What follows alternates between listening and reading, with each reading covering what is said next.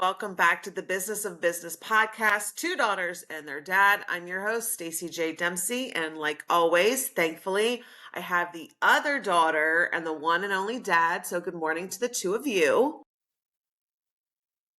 Good morning. I think Got you're West on mute, Virginia Jen. nod. Jen, you're on mute. Oh dear. Say something. There she is. Oh, Now you're on mute. Sorry. Maybe you weren't. Yeah. we can. Hi, good morning. Awesome. Good morning. Good morning to all of our listeners, wherever you might be today. And so today we would like to start off this conversation talking about leases because we blinked and Jennifer has now been in business for 1,000 years. Feels like 1,000 years. 8 years, rolling into 8 years, coming up on new lease terms. Right. Potentially. Yeah. And also having the experience of your first lease and now going into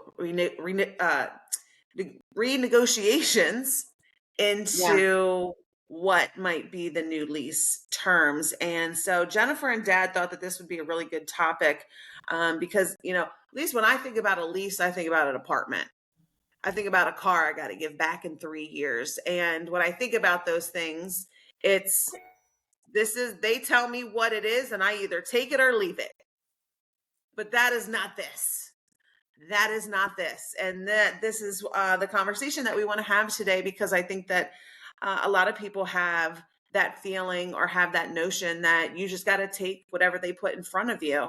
So Jennifer, why don't we start with you and talking about kind of what's on your plate right now with, what's kind of been presented from your landlords, what you learned the first time, and what you're planning on going into this next round of negotiations with.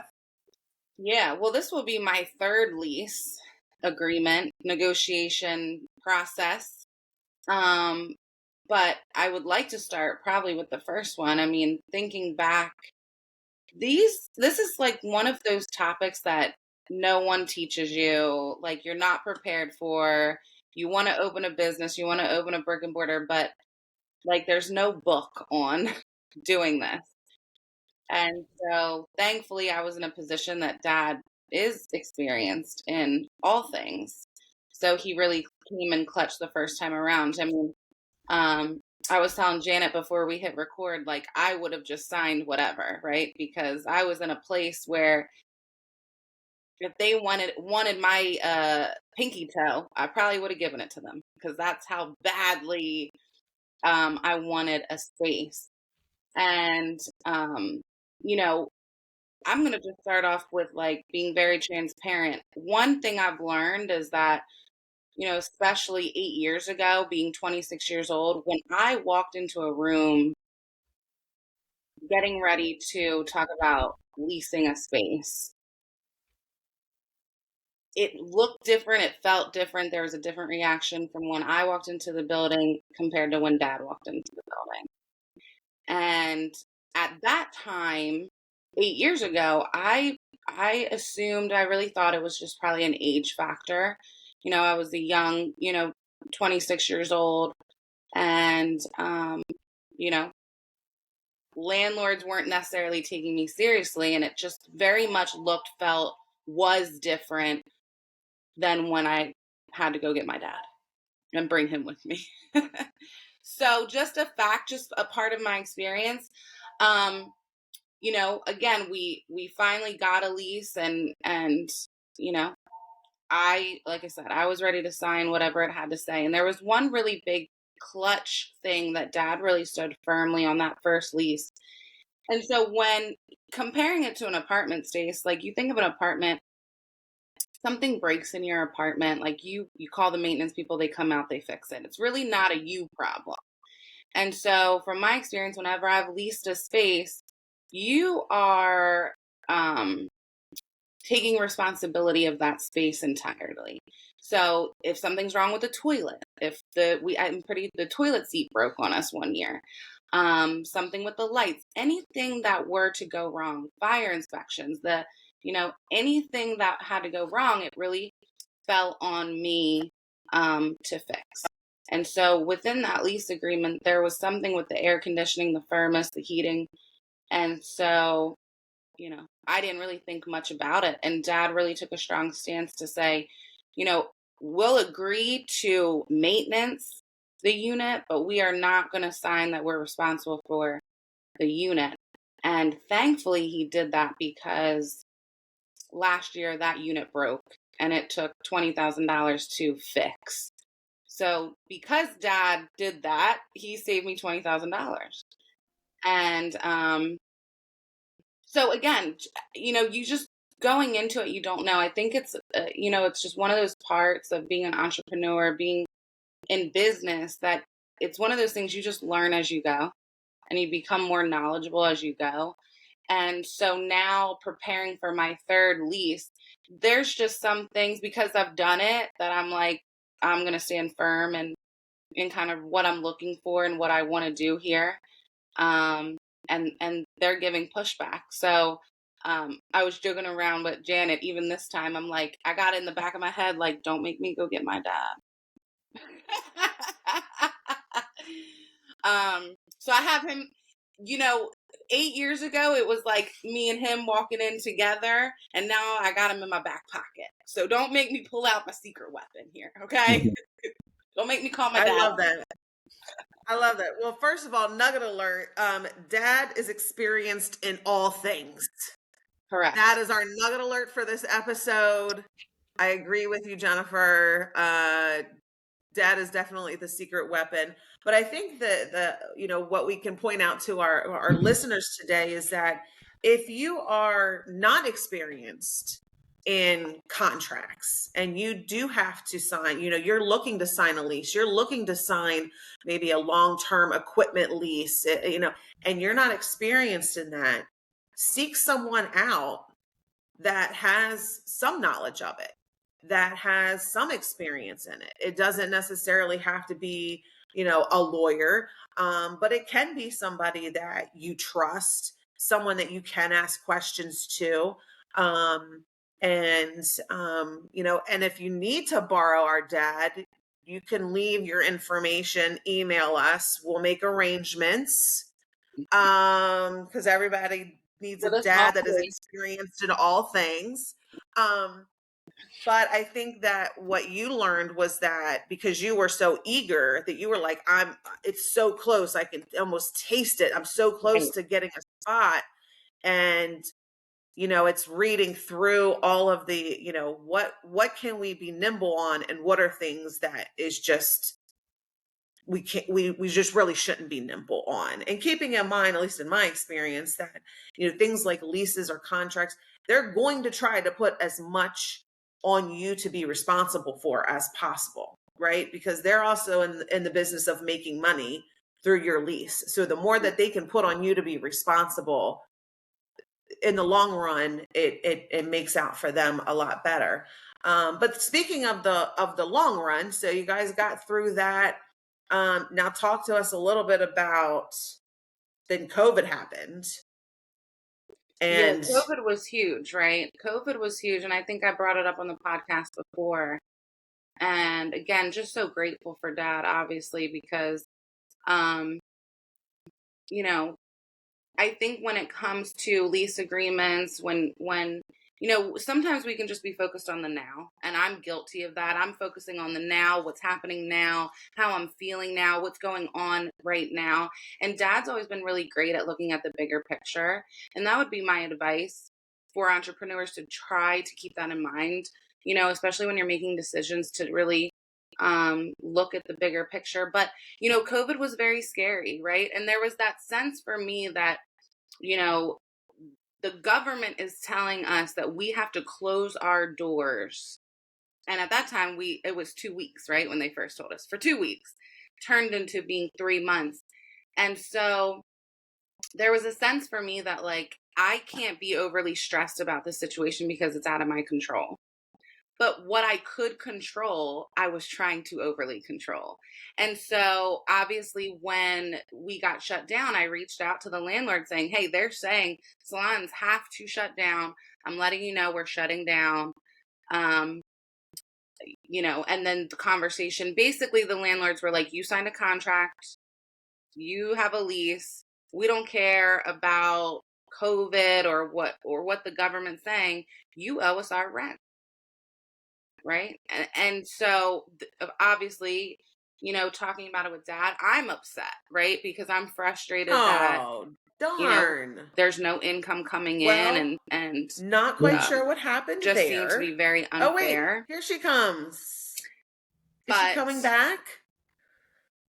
See, and Well, then dad, can you hear me?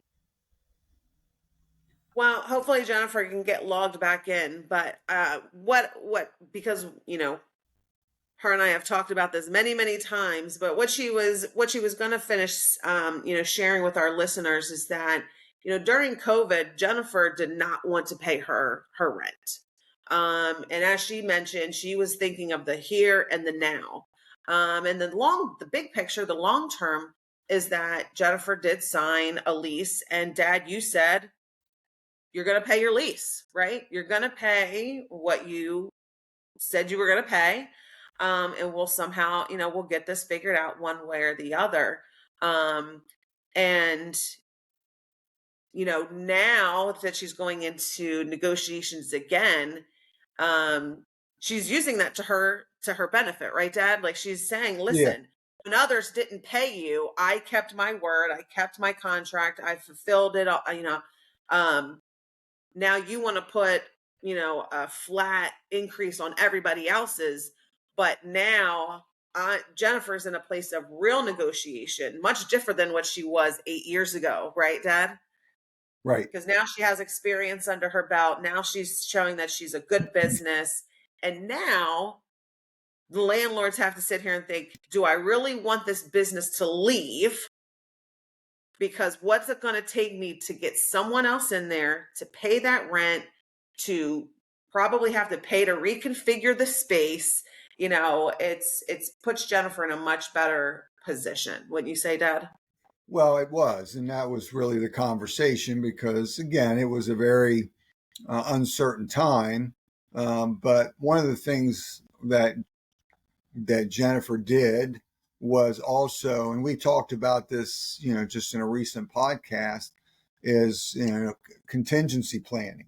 I mean, she had, I told her, make sure that she's building up money, just like we would recommend households to do. That if something happened and you didn't have any income, you could keep your bills paid for 6 months or a year, and have that money setting in a savings account. And so she did that.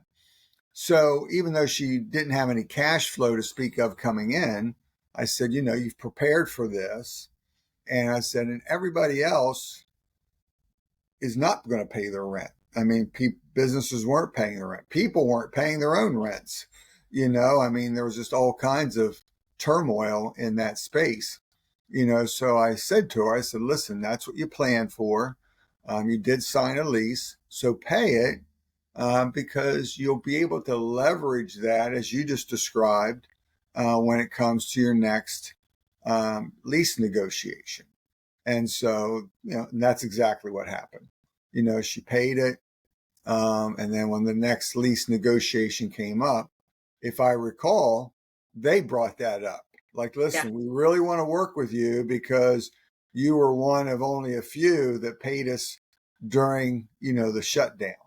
And so, so again, it showed good business. It showed loyalty.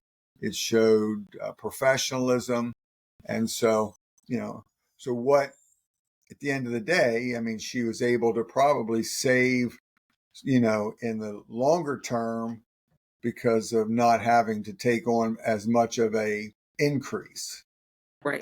In rents as she might have had to otherwise.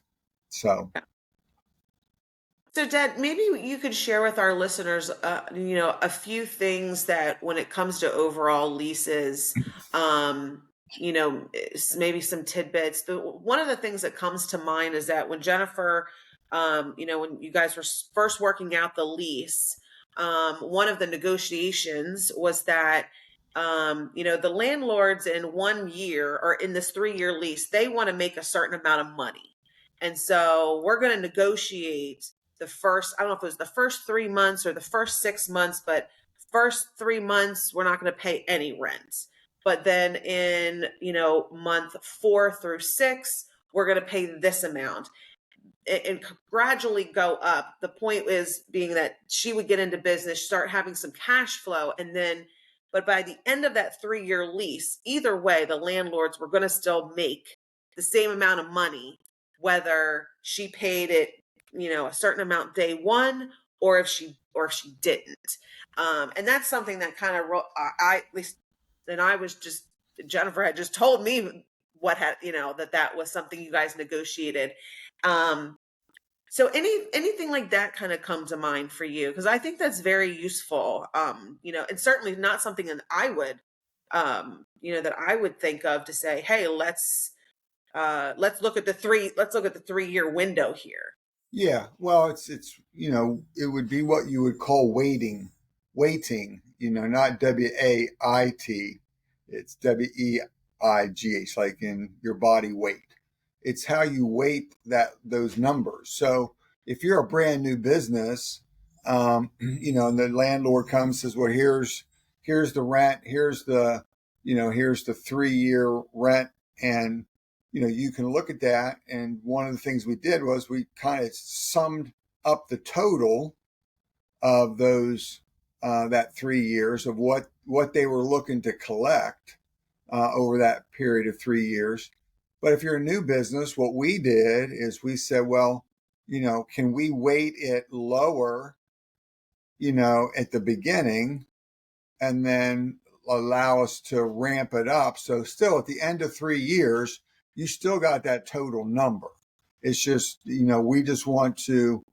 want some ramp up time for the business. So again, maybe it was, I don't recall exactly, maybe Jennifer does. Welcome back, Jennifer. Thank you.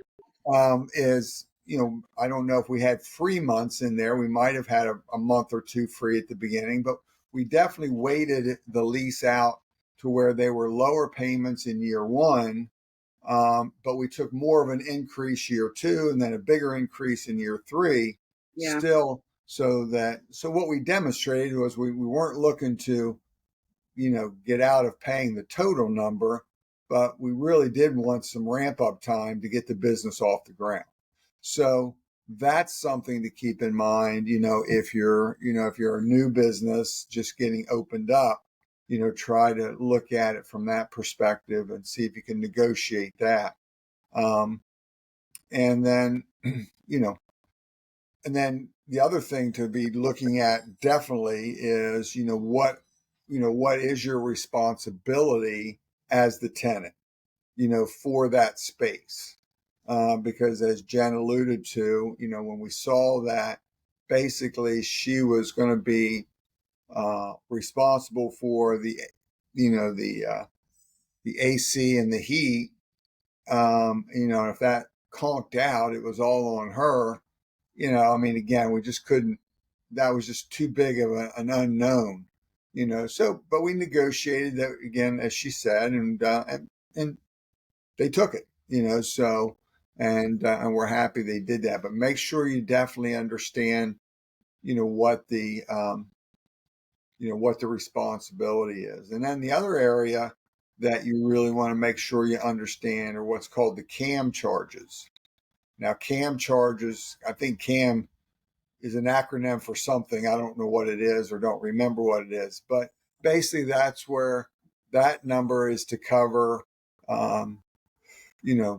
maintenance of the outside of the building, snow plow, of parking lots, sidewalks, taxes on the property, property taxes, so understanding what that number is, because again, that's on top of your lease, so, you can say, oh, well, that's a nice lease, but then here they come along and add another $600 a month in CAM charges, and so with the understanding that, that they can raise those CAM charges if those numbers exceed in any way. So if you have a really bad winter and the snowplow bills and the sidewalks are much higher than what they budget in that CAM, they can come back and assess you, for that. So just understanding it. Sometimes you can negotiate a freeze on the CAM that you don't get assessed. I mean, you might be able to, um, or negotiate a lower CAM charge with the understanding you will pay, as long as they well document, the number, that you would pay, on the assessment of, things that came in over their budget, that type of thing. So, but again, leases are negotiable, and so make sure you're positioning yourself to negotiate too, especially as that lease comes back around. That's where again the COVID story really helped us there. And what I mean by that, put yourself in a good position. So so just be a good tenant is basically it. Pay your rent on time.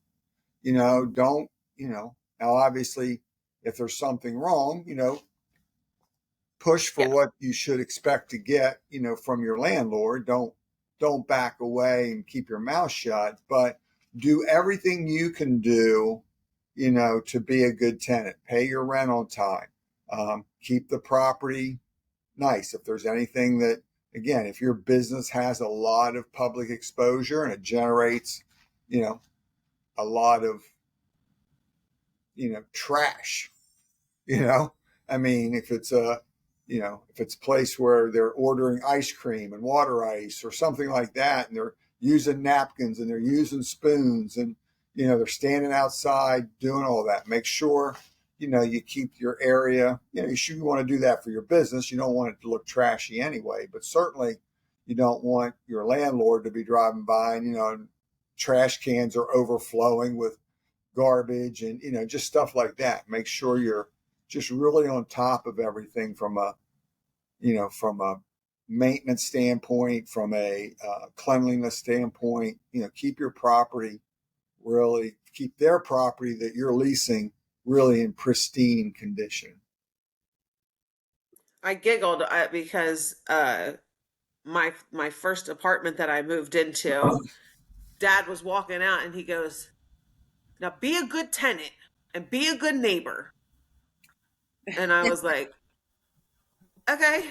And my roommate at the time, one of my girlfriends, left trash out on this porch, and the landlord called us one day, and I was so mortified that I called her. I had to call her back, and I said, "Ma'am, I am so sorry. I was not raised this way." I knew you were. I mean, I knew you were going to say that anyway, but yeah, it's, you also kind of want to fly under the radar, right? You don't want to give them any reason to have to to communicate something that is a negative to you. I mean, like Dad said, you want to make sure that you communicate if there's something that they need to fix or something that's going on. But you want to fly under the radar because, just like, all landlords, they want to get their check, and they don't want to really have any issues. That's what makes, like, that's the bread is the bread. The butter of it all is, I don't have to call Jennifer. I don't have to hound her about anything. I don't have to send her emails. I don't have to ask her 6 times. Jennifer is now, definitely some bread and butter. Well, yeah. And again, and where that, it also makes it to where, they don't want to lose you because they don't know, again, they don't know who might be next, how long it's going to take them to rent the space, and what kind of business will it be. And, so it's, again, they're not going to just roll over, and just give you everything you want. But by the same token, do whatever you can to position yourself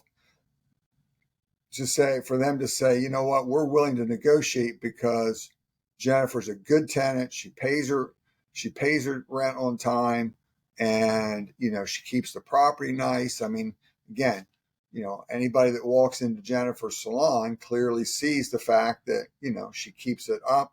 She's renovated it, and updated it over the past couple years.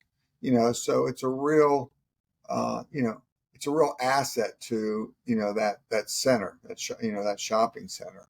So and and even on our property here now, obviously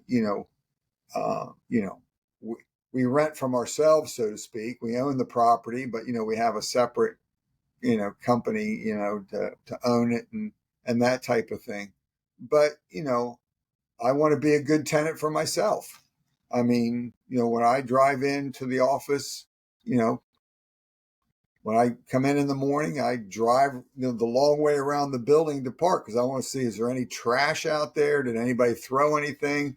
Is there anything that somebody's going to, look, because we have a lot of public exposure, for our office. Jennifer has a lot of public exposure for her place, so you want, the community that sees your property to look at it and say, you know what, it's well maintained. So if they decide they might want to think about doing business with you, they're not going to sit there and say, you know what, I don't know if, every time I walk by J Faith Hair Studio, it's trashy out there, and the flowers are dead. The flowers are dead. The pot. And the windows are smeary, whatever it may be. Those little things make a big difference to people. So I certainly wouldn't want somebody to drive by here and see, a piece of trash laying out in my, out in front of my building for 2 or 3 days. Cause then, who knows, that might be a person that says, you know what, I got some money to invest, but they can't even pick up a simple piece of trash. I'm going to trust them with my money. Right. And that's how people think. So again, that's, and be a good tenant, with the neighbors in your, like in Jennifer's case, she has quite a few other businesses, so she can set the example for those businesses. And hey, listen, I keep my place up nice. I expect everybody in this center, and I expect the landlord to make sure everybody in this center, keeps their property up nicely too, because it reflects on everybody. So. Absolutely. Yeah, absolutely. Well, we hope that this information has been helpful to all of you. Don't be scared of leases. Be sure to negotiate. And again, if you would like to have a dad that is experienced in all things, email us. We could make some arrangements that he can help you with your next lease. So until we see each other, why don't we remind everybody to like us on Facebook? Yes. If you guys could do us a huge favor, go ahead and like us on Facebook. We're going to be, sharing a lot more over there. So please go like us and leave us a comment. Tell us where you're from. We'd love to know where you guys are listening in from. So until we can be together again, be safe, be kind. We'll see you guys in our next episode.